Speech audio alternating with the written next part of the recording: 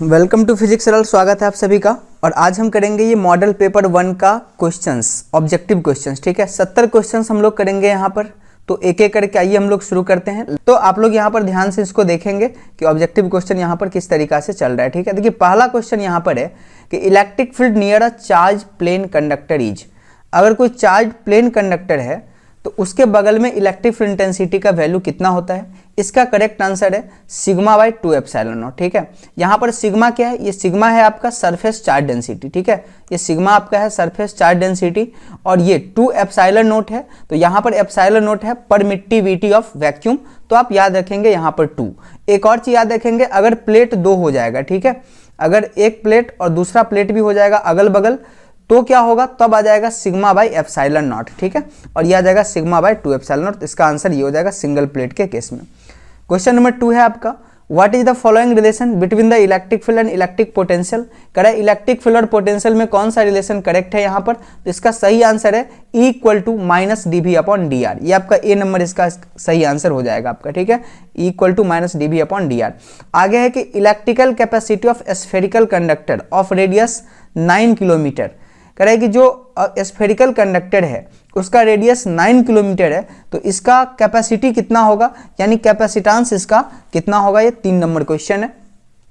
तो देखिए जो कैपेसिटी होता है ना कंडक्टर का, ये होता है 4 पाई एप्सिलॉन नॉट आर के बराबर। ठीक है, 4 पाई एप्सिलॉन नॉट आर के बराबर।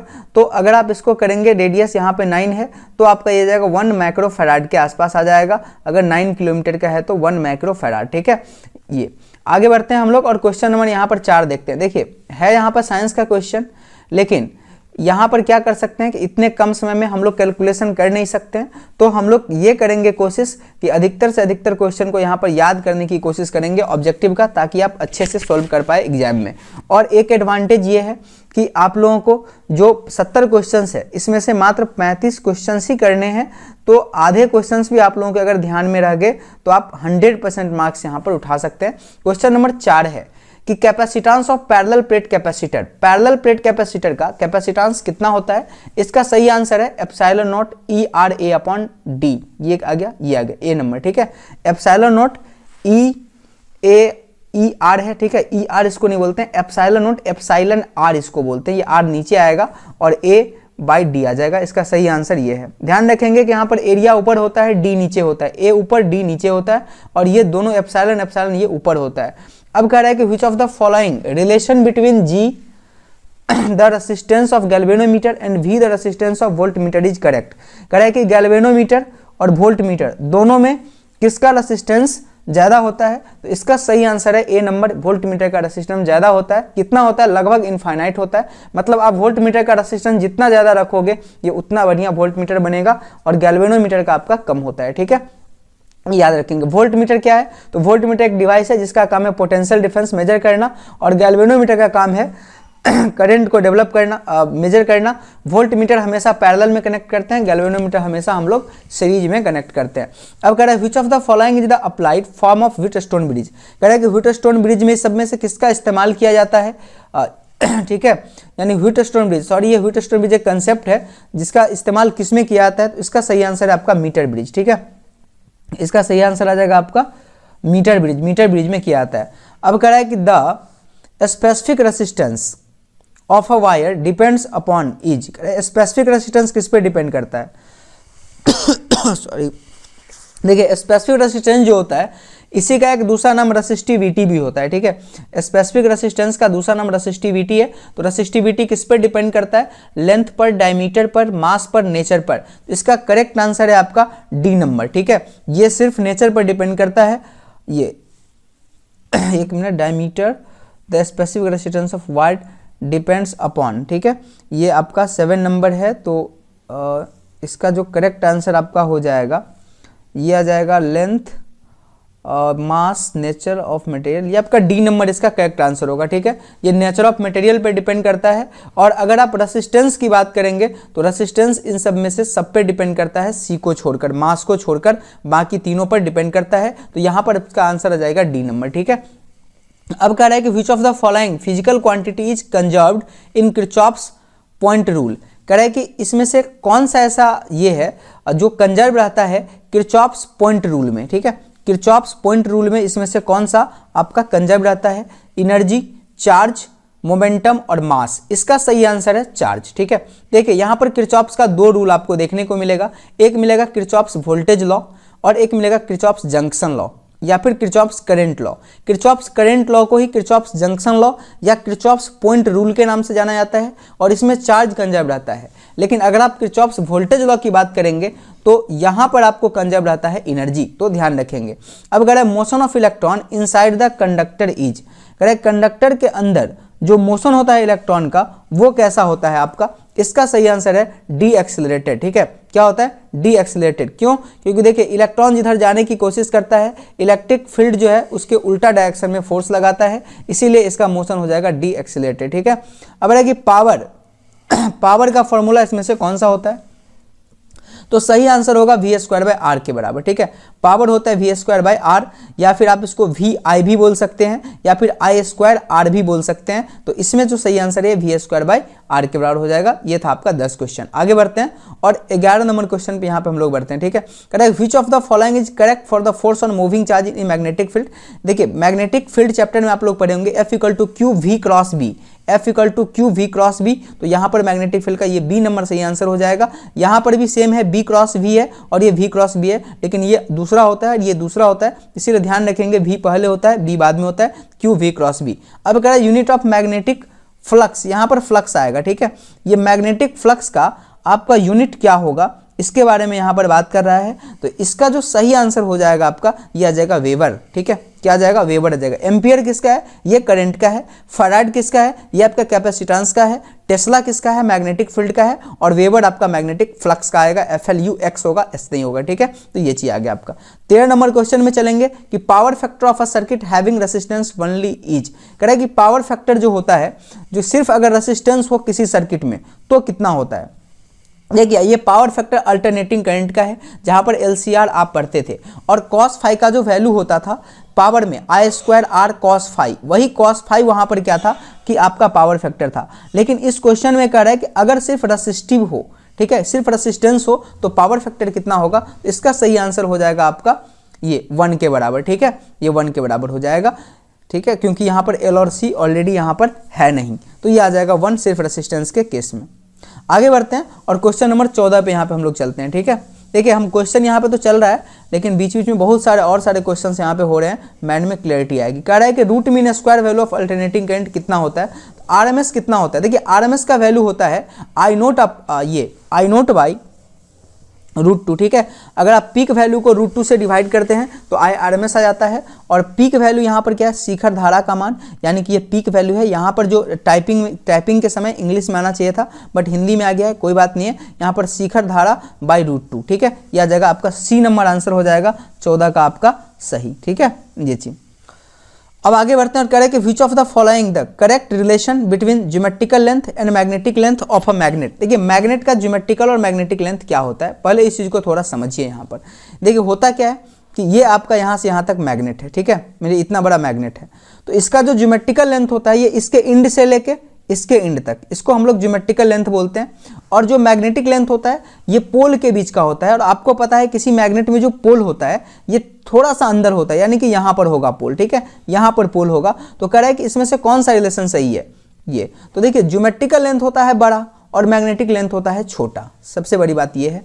तो आप बोल सकते हैं कि जो ज्योमेट्रिकल लेंथ होगा यानी कि LG होगा, मैग्नेटिक लेंथ में कुछ मल्टीप्लाई करने पर आएगा, और ये इसका सही आंसर हो जाएगा। A आ जाएगा मेरे ख्याल से यहाँ पर, क्योंकि देखिए यहाँ पर मैग्नेटिक लेंथ में 6/5 से मल्टीप्लाई किए हैं और यहाँ पर 5/6। ये दोनों तो होगा नहीं, ये दोनों बराबर नहीं होगा, डबल भी नहीं होगा, तो ये आ जाएगा 6/5। वो इसीलिए आएगा क्योंकि यहाँ पर 6/5 है, 1 से ज़्यादा से मल्टीप्लाई कर रहे हैं, तो LM यानी मैग्नेटिक लेंथ को अगर 1 से ज़्यादा से मल्टीप्लाई करेंगे तो ज्योमेट्रिकल लेंथ आ जाएगा। तो आपका A आंसर आ जाएगा आपका करेक्ट यहाँ पर। ठीक है, अब यहाँ पर देखिए correct which of the following is correct for earth magnetic field.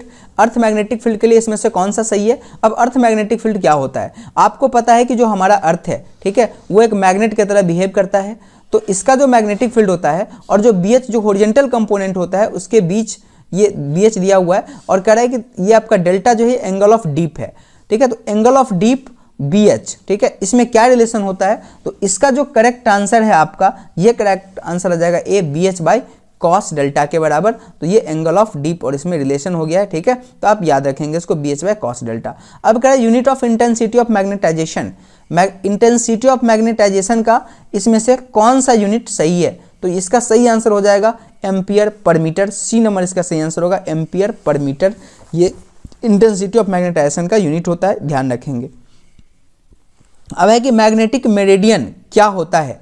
Magnetic meridian यहाँ पर क्या होता है? ये इसका पहला है कि एक पॉइंट होता है, एक लाइन होता है, एक हॉरिजॉन्टल प्लेन होता है, एक वर्टिकल प्लेन होता है। इसका सही आंसर है वर्टिकल प्लेन होता है मैग्नेटिक मेरिडियन। यानी कि देखिए, अगर आपका गोलाकार, ठीक है, अगर अर्थ है, ठीक है, तो अर्थ में जो बीचों बीच काटता है ना एक प्लेन इस टाइप से, उसी को आपको मैग्नेटिक मेरिडियन कहा जाता है। तो ये एक वर्टिकल प्लेन होता है। आइए क्वेश्चन नंबर 19 पे हम लोग आगे बढ़ते हैं, ठीक है।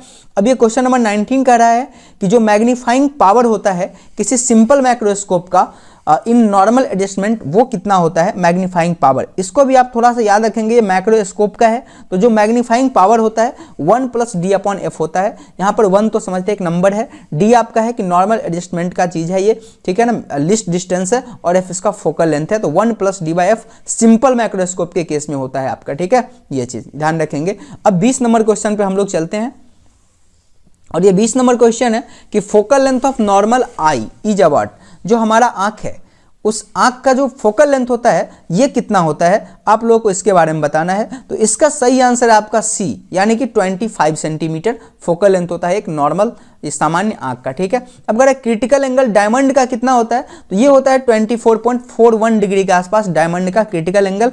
आप ध्यान रखेंगे, ये क्वेश्चन आ सकता है कि क्रिटिकल एंगल डायमंड का इतना होता है। और हाँ, इसीलिए इसी क्रिटिकल एंगल की वजह से जो डायमंड होता है ना, ये इतना स्पार्कलिंग करता है, चमकता रहता है। इसके अंदर TIR टोटल इंटरनल रिफ्लेक्शन की फेनोमेना होती है, और इस क्रिटिकल एंगल की वजह से ऐसा होता है कि चमकने लगता है, ठीक है, और TIR का फेनोमेना भी होता है। तो आप ये चीज याद रखेंगे। अब कह रहा है equivalent lens of 2 convex lens, कह रहा है कि जब 2 कन्वेक्स लेंस को हम लोग ऐड कर देंगे, कॉन्टैक्ट में रखेंगे, तो इसका जो इक्विवेलेंट आएगा, ठीक है, ये कौन सा आएगा? 2 अगर हम करेंगे तो convex, concave, cylindrical, plano convex. इसका क्या आंसर होगा? तो इसका सही आंसर हो जाएगा कन्वेक्स, यानी कि 2 कन्वेक्स लेंस को ऐड करेंगे तो फाइनली कन्वेक्स ही आएगा। देखिए, एक कन्वेक्स लेंस क्या करेगा, रे को मोड़ेगा, दूसरा भी मोड़ेगा, तो फाइनली यहां पर कन्वेक्स ही आ जाएगा, ठीक है। अब कह रहा है कि basic principle of optical fibre, optical fibre किस प्रिंसिपल पे काम करता है? इसका सही आंसर है टोटल इंटरनल रिफ्लेक्शन। ये TIR के बेसिस पर काम करता है, जिसके बेसिस पर डायमंड चमकता है, उसी बेसिस पर आ गया, ठीक है। अब ये 24 नंबर क्वेश्चन है कि list distance for distinct vision, कह रहा है कि सबसे कम डिस्टेंस क्लियर विजन के लिए कितना होना चाहिए। आप देखेंगे, अगर आप बुक उठाते हैं और आंख के पास ले जाते हैं, तो धीरे धीरे अगर आप क्या करेंगे कि अगर बुक को आंख के क्लोज करेंगे, तो होगा ऐसा कि एक ऐसा सर्टेन डिस्टेंस आएगा जिस पर जाने के बाद आपको धुंधला दिखाई देना शुरू हो जाएगा। तो जिसके बाद धुंधला दिखाई देना शुरू हो जाता है जिस डिस्टेंस के बाद, उसी डिस्टेंस को हम लोग कहते हैं कि जो क्लियर विजन के लिए लिस्ट डिस्टेंस होता है। और ये एक नॉर्मल आई के लिए, जो एक साधारण आंख है, इसके लिए होता है 25 सेंटीमीटर, ठीक है। ये 25 सेंटीमीटर आपका ये आंसर होगा। अब कह रहा है कि ये जो which of the following phenomena of light is correct for formation of rainbow, rainbow के फॉर्मेशन के लिए, ठीक है, इंद्रधनुष जो आसमान में दिखाई देता है उसके लिए कौन सा फेनोमेना रिस्पॉन्सिबल है? Scattering, diffraction, dispersion, polarization. इसका करेक्ट आंसर है डिस्पर्सन, डिस्पर्सन इसके लिए आपका रिस्पॉन्सिबल है, ठीक है। अब ये 26 नंबर क्वेश्चन पे हम लोग चलते हैं, और ये क्वेश्चन है आपका कि the refractive index of glass is more for which colour, कह रहा है कि किस कलर के लिए रिफ्रैक्टिव इंडेक्स सबसे ज्यादा होता है, आपको ये बताना है, ठीक है। तो इसका सही आंसर आपका हो जाएगा ये रेड, वायलेट, ग्रीन, ब्लू, यानी कि वायलेट का, ठीक है। रिफ्रैक्टिव इंडेक्स क्या होता है?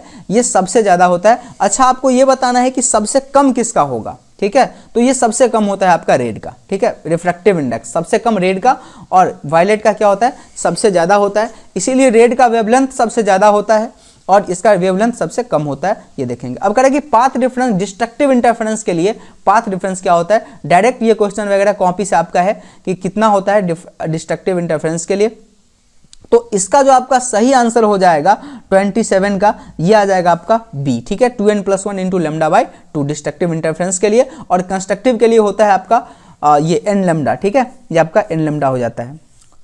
अब आगे बढ़ते हैं हम लोग, और यहाँ पे कह रहे हैं कि which of the following phenomena confirms transverse wave दे, कह रहे हैं कि इसमें से कौन सा ऐसा फेनोमेना है जो ये कंफर्म करता है कि ये जो नेचर होता है ना इसका लाइट का ना वो ट्रांसवर्स होता है। तो इसका करेक्ट आंसर है पोलराइजेशन। मैंने डिटेल से जब पोलराइजेशन पढ़ाया था आप लोगों को तो ये चीज़ समझाया था कि पोलराइजेशन से पहले हाइजेंस को भी ये बात नहीं पता था कि ये ट्रांसवर्स नेचर का होता है, ठीक है। तो आप याद रखेंगे पोलराइजेशन है जो कंफर्म करता है। आगे है कि bending of light from the corners of N obstacle is called diffraction. कोई यहाँ पर सोचने की जरूरत नहीं है, जो कॉर्नर से लाइट मुड़ जाता है उसको डिफ्रैक्शन कहा जाता है। और एक वर्क फंक्शन सिल्वर का किसके बराबर होता है। अब आप समझिए थोड़ा वर्क फंक्शन क्या होता है। देखिए ये है फोटो इलेक्ट्रिक इफेक्ट का, कह रहा है कि जब लाइट क्या करता है कि पड़ता है किसी मेटल सरफेस पर तो कुछ लाइट का जो एनर्जी होता है वो बर्बाद हो जाता है इलेक्ट्रॉन को तोड़ने में, और जो एनर्जी बचता है उसे वो बाहर फेंक देता है। तो जितना एनर्जी कंज्यूम किया है तोड़ने में उसी को वर्क फंक्शन कहा जाता है। तो कह रहा है कि सिल्वर का वर्क फंक्शन कितना होता है, तो इसमें कोई लॉजिक वगैरह है नहीं, आपको याद करना है। इसका है 4.7 इलेक्ट्रॉन वोल्ट, ये आपका सिल्वर का ये आपको वर्क फंक्शन, ठीक है। अब ये है कि प्लैंक्स कांस्टेंट का वैल्यू कितना होता है, ठीक है।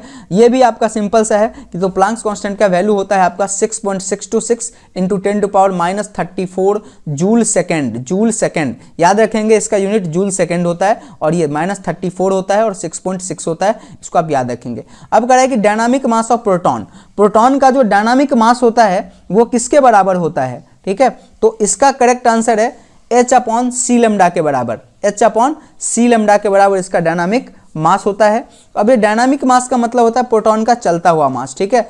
ये आपका आइंस्टाइन का जो इक्वेशन है = mc², यहाँ से भी आप इसको सोल्व कर सकते हैं। तो ये आएगा h/c लैम्डा के बराबर, ठीक है। अच्छा चलिए, फोटोन का रेस्ट मास कितना होता है ये आप लोग जरा बताइए, फोटोन का रेस्ट मास कितना होता है। आगे बढ़ते हैं और कह रहे हैं कि which of the following series is in the ultraviolet region, इसमें से कौन सा है जो अल्ट्रावायलेट रीजन में फॉल करता है, यह आपका आंसर है। ये जो आप पढ़े थे ना हाइड्रोजन स्पेक्ट्रम, जो आपको एटॉमिक स्ट्रक्चर का ये टॉपिक है, जहां पर Lyman series, Balmer series, Paschen और ब्रैकेट सीरीज, एक और पीफंड सीरीज के बारे में डिस्कस किया आता है। तो कह रहा है कि अल्ट्रावायलेट रीजन में से इसमें से कौन सा फॉल करता है, इसका सही आंसर है लाइमन सीरीज। आप इसको जरूर है ना याद रख लेंगे, ठीक है। लाइमन बाल्मर कौन किस में फॉल करता है, एक क्वेश्चन मेरे ख्याल से आने की संभावना है, ठीक है। यहाँ पे चलिए आगे बढ़ते हैं और क्वेश्चन नंबर 34 पे चलते हैं।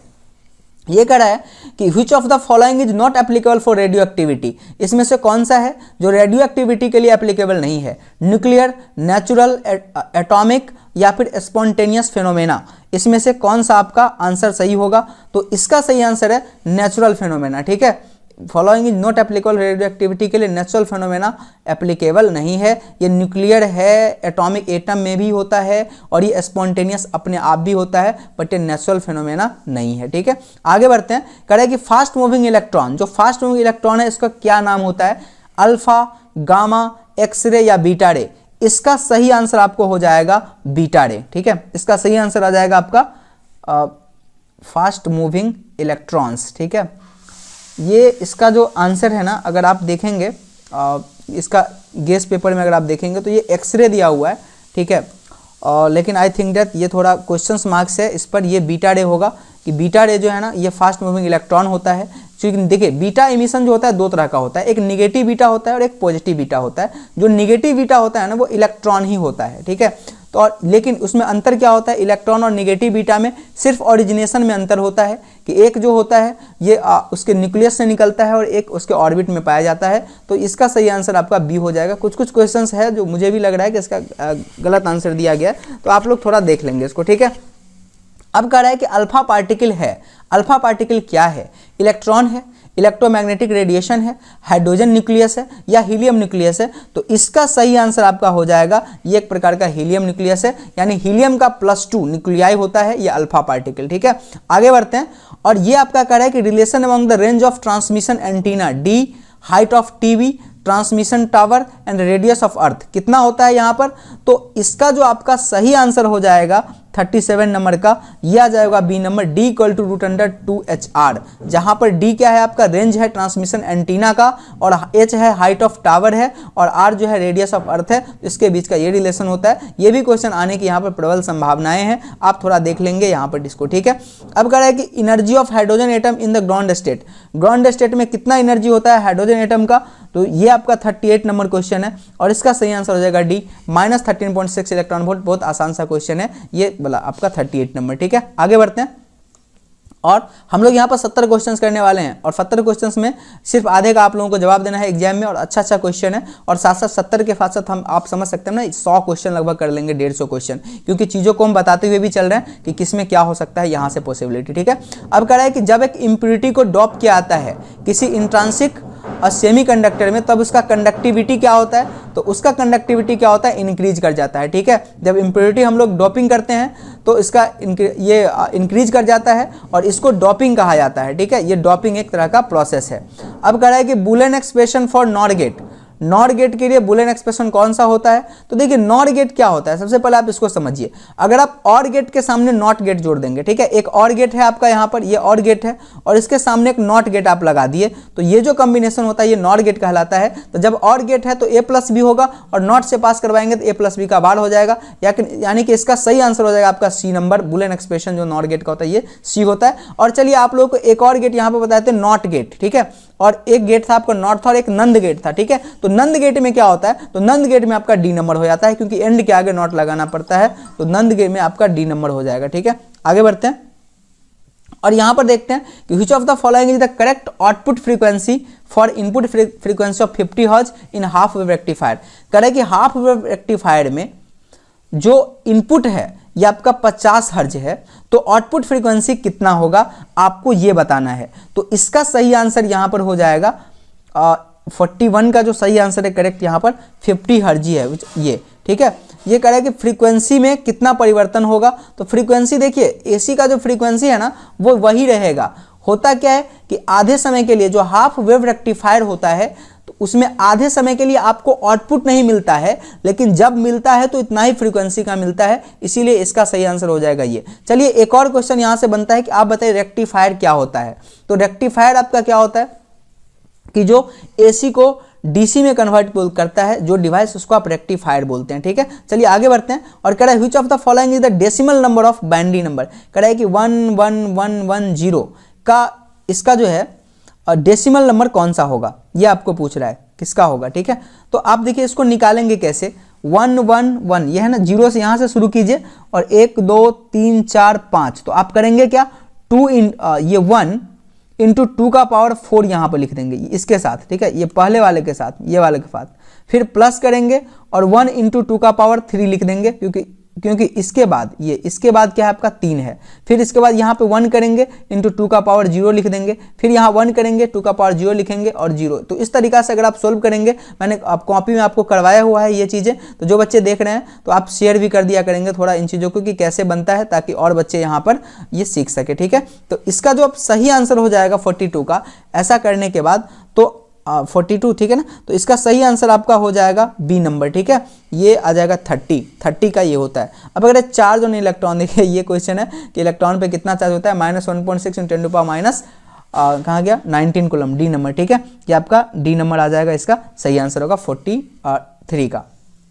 चलिए आगे बढ़ते हैं और 44 की तरफ हम लोग बढ़ते हैं। ये कह रहा है कि एप्सिलॉन नॉट किसके बराबर होता है। एप्सिलॉन नॉट 8.85 × 10⁻⁻12, 8.85 × 10⁻⁻12 के बराबर होता है ये, यानी कि इसका सही आंसर हो जाएगा आपका सी नंबर। कह रहा है कि which of the following is correct for dipole moment. इसमें डायपोल मोमेंट के लिए इसमें से कौन सा सही है। अब आप ये चीज समझिए कि डायपोल मोमेंट क्या होता है। ठीक है, ठीक है, हाँ डायपोल मोमेंट, एक मिनट थोड़ा ये आगे बढ़ गए हम लोग, थोड़ा चलिए 1 मिनट। हाँ, ये डायपोल मोमेंट क्या होता है आपका, तो डायपोल मोमेंट होता है कि जो डायपोल लेंथ होता है और एक चार्ज होता है, ठीक है, उसके बीच के मल्टीप्लाई को बोलते हैं। जैसे कि ये दो चार्ज मिलकर डायपोल बनाया, तो एक चार्ज और इसके बीच के लेंथ को डायपोल मोमेंट बोलते हैं। तो इसमें से कौन सा सही है आपको, ठीक है, ये 45 नंबर है। तो इसका जो सही आंसर है वो ए दिया है कि 1 dy जो होता है 1/3 × 10⁻⁻29 सेंटीमीटर के बराबर होता है। तो ये डायपोल मोमेंट के लिए आपका सही है 45 नंबर। ठीक है, आगे बढ़ते हैं और क्वेश्चन नंबर 46 देखते हैं। ये कह रहा है कि equivalent capacity between A and B कितना होगा। आप लोग इसको जरूर सोल्व करेंगे। ठीक है, मैंने ये चीज आप लोगों को करवा चुका हूं पहले। ठीक है, ये इसमें सेंटेड हो जाएगा। ठीक है, और यहां पर जो इसका आंसर होना चाहिए ना, ये सीरीज में तो C/2 होना चाहिए 46 नंबर का। c/3, ठीक है, इसका c/3 दिया। आप लोग एक बार करेंगे ना, इसको आप निकाल के देखेंगे, ठीक है। ये कैसे आप निकालेंगे, तो a हो गया, b हो गया, यहाँ पे इस पॉइंट को आप c मान लेंगे, थोड़ा ये वाले को ये d मान लेंगे और इसको e मान लेंगे, और जो पॉइंट मेथड से हमने सोल्व किया था तो उससे आप थोड़ा सोल्व करके देखेंगे। मैं यहाँ पर कर देता, ठीक है, बट जो पेन जो है वो है नहीं अभी, तो ये मैं कर नहीं पा रहा हूँ। आप लोग थोड़ा खुद से करेंगे, नहीं आएगा तब आप मुझे बताएंगे, मैं करके शेयर कर दिया करूँगा, ठीक है। चलिए आगे बढ़ते हैं और करें कि इसमें से कौन सा रिलेशन सही है कि 1 एम्पियर 10⁻³ मिली एम्पियर के बराबर है। 1 एम्पियर ये सब में मिली है, ठीक है, तो ये आ जाएगा आप इसका 47 का आपका, ये सिंपल सा क्वेश्चन है, ए नंबर है। देखिए मिली का मतलब होता है ना 10⁻⁻3, तो 10⁻³ मिली का है तो +3 रहेगा, तब तो ये दोनों मिलकर 1 आ जाएगा। तो इसका करेक्ट आंसर है 47 का ए नंबर, ठीक है। अब correct which of the following relation is correct, इसमें से कौन सा रिलेशन जो है करेक्ट है। ये आपका 48 नंबर क्वेश्चन है कि करंट डेंसिटी होता है I/A, करंट बाय एरिया। ये तो मुझे सही लग रहा है 48 का ए नंबर, ठीक है, कि करंट बाय एरिया ही होता है करंट डेंसिटी, बाकी देखने की जरूरत नहीं है। इस चारों में से कोई एक ही ऑप्शन आपका सही मिलेगा। आगे बढ़ते हैं और 49 नंबर देखते हैं यहाँ पर। हाँ, एक और चीज यहाँ पर हम 48 में बताना चाहते हैं। देखिए करंट एक स्केलर क्वांटिटी है, करंट के पास डायरेक्शन नहीं होता है, स्केलर है, बट करंट डेंसिटी आपका वेक्टर होता है, इस बात को आप ध्यान रखेंगे, ठीक है। आगे बढ़ते हैं और ये 49 नंबर क्वेश्चन देखते हैं। करेक्ट कि which of the following relation is correct for resistance, resistance के लिए इसमें से कौन सा रिलेशन सही है, तो R = ρl/A, R = ρl/A correct answer है। ऊपर में लेंथ होता है, नीचे में एरिया होता है, ध्यान रखेंगे यहाँ पर। अब यहाँ पर क्वेश्चन में कह रहा है कि I जो करंट है इसमें से कितना होगा। ये जो क्वेश्चन है ना, ये आपको इस पर बेस्ट है, किरचॉफ्स जंक्शन लॉ पे या किरचॉफ्स करंट लॉ पे, कि इस जंक्शन पे जितना आएगा उतना ही जाएगा। तो देखिए आ कितना आ रहा है, 10 इधर से आ रहा है, 20 इधर से आ रहा है और 10 इधर से आ रहा है, यानी कि 40 आ रहा है। तो ये वापस कितना जाएगा इधर की तरफ, तो 40 ही जाएगा। इसका सही आंसर हो जाएगा आपका सी नंबर। चलिए क्वेश्चन नंबर 51, 50 क्वेश्चन ऑलरेडी हम लोग कर चुके हैं, 20 और यहाँ पर हम करने वाले हैं और ये आपका हो जाएगा क्लियर। और अगर आप यूँ देखें तो 50 नहीं, ये आपका 70 क्वेश्चन है, क्योंकि बीच में मैंने कई क्वेश्चन खुद से भी करवाए हैं जो उसके आसपास रहते हैं। आगे है कि which of the following measured by potentiometer, potentiometer से इसमें से कौन सा चीज मापा जाता है, रेसिस्टेंस, करंट नहीं। देखिए पोटेंशियो करंट आपका जो है ना गैल्वेनोमीटर से मेजर किया जाता है, आमीटर से मेजर किया जाता है, पोटेंशियोमीटर से मेजर आपका नहीं किया जाता है ये चीज, ठीक है। अगर आप बात करेंगे रेसिस्टेंस, तो क्या रेसिस्टेंस आप मेजर कर सकते हैं किसी भी पोटेंशियोमीटर से, तो एक चीज आंसर यहाँ पर है कि देखिए रेसिस्टेंस आप कर सकते हैं, इंटरनल रेसिस्टेंस कर सकते हैं मेजरमेंट। तो एक समय ऐसा लगता है यहाँ पर कि जो 51 नंबर क्वेश्चन है इसमें रेसिस्टेंस में भी आंसर होना चाहिए। देखिए और थोड़ा ऑप्शन देखते हैं, ईएमएफ ऑफ सेल, हाँ ये एकदम करेक्ट है कि आप ईएमएफ ऑफ सेल मेजर कर सकते हैं यहाँ पर। तो देखिए रेसिस्टेंस भी करते हैं, लेकिन ये सही नहीं है कि रेसिस्टेंस करते हैं, इंटरनल रेसिस्टेंस करते हैं पोटेंशियोमीटर का यूज करके हम लोग, ठीक है। तो इसीलिए इसका करेक्ट आंसर सी हो जाएगा कि ईएमएफ ऑफ सेल का मेजरमेंट किया जाता है। आप ध्यान रखेंगे वोल्ट मीटर और ये पोटेंशियोमीटर दोनों एक चीज नहीं है। वोल्ट मीटर का यूज पोटेंशियल डिफरेंस को मेजर करने के लिए किया जाता है, जबकि पोटेंशियोमीटर का यूज ईएमएफ को मेजर करने के लिए जाता है किसी सेल का। अब कह रहा है कि 1 किलोवाट आवर किसका यूनिट है, ये किसके बराबर होता है, तो इसका सही आंसर हो जाएगा ये 52 नंबर का, ठीक है। तो ये आ जाएगा आपका सी नंबर कि 3.6 × 10⁶ जूल के बराबर होता है 1 किलोवाट आवर। और हाँ 1 किलोवाट आवर जो है ये इसका व्यापारिक यानी कॉमर्शियल यूनिट होता है एनर्जी का, इलेक्ट्रिकल एनर्जी का। तो आप लोग ध्यान रखेंगे यहाँ पर चीज़ों को, ठीक है। अब है कि 1 टेस्ला किसके बराबर होता है, 1 टेस्ला किसके बराबर होता है, इसका सही आंसर है 1 वेबर पर मीटर स्क्वायर। देखिए टेस्ला मैग्नेटिक फील्ड का यूनिट होता है, सबसे बड़ी बात। और मैग्नेटिक फील्ड जो होता है ये, और वेबर किसका होता है, ये फ्लक्स का होता है। तो मैग्नेटिक फ्लक्स होता है B × A, यानी कि टेस्ला × मीटर स्क्वायर। तो यहाँ से टेस्ला आ जाएगा वेबर पर मीटर स्क्वायर। तो ये आप ध्यान रखेंगे 53 नंबर क्वेश्चन में, ठीक है। आगे बढ़ते हैं और मैग्नेटिक फ्लक्स अभी बताएं किसके बराबर होता है, ये होता है B.A के बराबर। मैग्नेटिक फ्लक्स का क्रॉस प्रोडक्ट नहीं होता है, आप ध्यान रखेंगे। तो मैग्नेटिक फ्लक्स होता है B.A। और हाँ मैग्नेटिक फ्लक्स एक तरह का क्या है, स्केलर फिजिकल क्वांटिटी है, क्योंकि ये डॉट प्रोडक्ट के बराबर होता है। आगे यहाँ पर है कि वेलोसिटी ऑफ इलेक्ट्रोमैग्नेटिक वेव किसके बराबर होता है, डायरेक्ट यहाँ पर ये क्वेश्चन है C = 1/√μ0 के बराबर होता है इलेक्ट्रोमैग्नेटिक वेव का। डिटेल से मैंने इसको बताया था, ठीक है। तो ये आता है C के, ये B नंबर आ जाएगा आपका। कह रहा है कि एनर्जी कितना होता है फोटोन का, ये फोटोन का एनर्जी कितना होता है, जब हम लोग फोटो इलेक्ट्रिक इफेक्ट कर रहे थे तो उस समय देखे थे। और ये फोटोन का एनर्जी इक्वल टू होता है h के बराबर, जहां पर h है प्लैंक्स कांस्टेंट और न्यू है आपका फ्रीक्वेंसी, याद रखेंगे इसको आप। कह रहा है कि 1 इलेक्ट्रॉन वोल्ट किसके बराबर होता है, इसका सही आंसर है 1.6 × 10⁻⁻19 जूल के बराबर होता है, ठीक है। ये 1.6 × 10⁻⁻19 जूल के बराबर होता है 1 इलेक्ट्रॉन वोल्ट। कह रहा है which of the following is correct, इसमें से कौन सा सही है। तो जो एक क्वेश्चन हम यहाँ पर बताए थे ना तरीके से आपको, ये जो तरीका यहाँ पे बताए थे आप देखेंगे, यहाँ पर एक क्वेश्चन था इस टाइप का, हाँ ये 42 नंबर क्वेश्चन था, इसी के बेसिस पे ये क्वेश्चन यहाँ पर डाला गया है। तो आप इसी बेसिस पे यहाँ पे इसको आप बना लेंगे तो आपका आंसर आ जाएगा। वैसे इसका जो सही आंसर दिया गया है 58 नंबर का, वो इसका ये आंसर है आपका ए नंबर, यानी कि 112 को हम लोग 710 लिखते हैं, ठीक है। अब कह रहा है which of the following is not correct for binary addition. कह रहा है कि बाइनरी एडिशन के लिए इसमें से कौन सा सही नहीं है, बाइनरी एडिशन में इसमें से कौन सा सही नहीं है, ये बात कह रहा है यहाँ पर, ठीक है। इज नॉट करेक्ट मतलब सही नहीं है, मतलब गलत है। इसमें से कौन सा जो है 59 में कह रहा है कि कौन सा गलत है। तो ये 0 को ऐड करेंगे 0, ये 0 + 1 को ऐड करेंगे, not correct for binary addition. फिर कह रहा है कि 1 0 को करेंगे तो 1 आएगा, और डी कह रहा है कि 1 1 को अगर हम ऐड करेंगे तो 1 आएगा, ठीक है। तो ये चीज़ थोड़ा जो इसका आंसर डी दिया हुआ है, ठीक है। लेकिन ये जो क्वेश्चन है ना, इससे थोड़ा सा मुझे लग रहा है कि यहाँ पर कुछ गलत दे रखा है, ठीक है। तो क्योंकि ये पॉसिबिलिटी है, ठीक है, बाइनरी एडिशन में अगर करेंगे तो 1 1 को ऐड करने के बाद आप खुद देख लीजिए कि अगर आप एंड गेट यहाँ पर देखते हैं तो 1 1 दोनों ऑन होता है, तो इसका 1 ही आंसर आता है।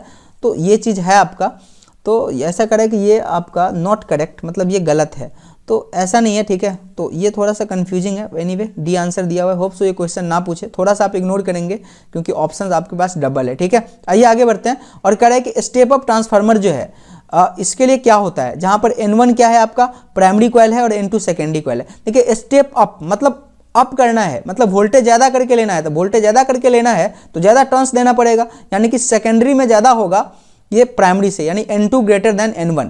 लेकिन वही चीज़ अगर आप स्टेप डाउन में देखेंगे तो क्या होगा, कम आपको डालना पड़ेगा। तो स्टेप डाउन के लिए आपका सही हो जाएगा ये, और स्टेप अप के लिए सही हो जाएगा ये। यहाँ पर स्टेप अप की बात कर रहा है तो बी नंबर आपका सही हो जाएगा। तो 60 क्वेश्चन हम लोग यहाँ पर डिस्कस कर चुके हैं, बाकी के 10 आप लोगों के बचे हुए हैं, अभी तुरंत हम लोग इसको करेंगे। अब कह रहा है कि ये जो है हाइड्रोजन स्पेक्ट्रम लाइन में जो विजुअल रीजन है, ये इसमें से कौन सा है, विजुअल रीजन की कैटेगरी में कौन आता है।